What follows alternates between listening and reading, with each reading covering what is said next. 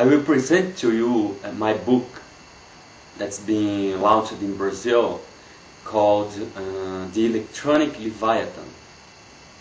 The Electronic Leviathan is a concept developed on the basis of an empirical research into a product of electronic governance called PKI Brazil or ICP Brazil.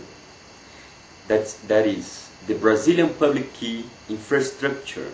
First, the developers of ICP Brazil sought to guarantee the conditions needed to ensure the existence of the state itself, a concern which eventually led to an increase in centralized power. Those developers' next priority was to diminish insecurity on the Internet.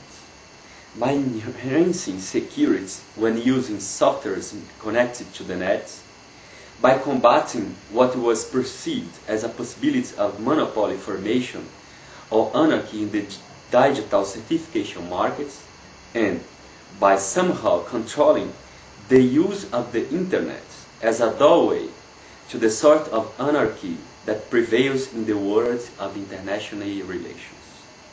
This was a state that guaranteed security. At the same time, it tried to settle the dispute between financial institutions and the cert-signing company, since the banking community was worried about the possibility of a market monopoly. The possible dispute among banks over the digital certification markets, and finally, the struggles among bureaucracy structures. This was a state that ensured peace.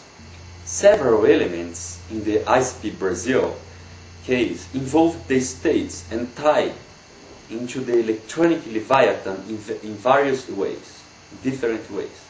Those elements are the reason of states, including concerns regarding the state security and guarantees to ensure its continuing existence, the existence of the state, the control of state by the state itself, the political decision-making structure, starting with the head of state, in this case, state of Brazil, of course. A domination strategy emanating from the bureaucracy, the power of the police.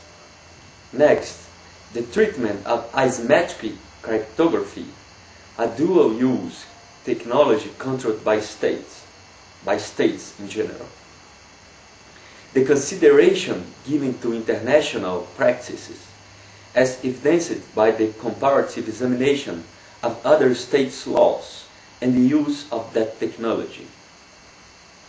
The issue of national security linked to foreign relations and the geopolitical configuration of states, leading to an in-depth analysis of what and how has been done in other countries.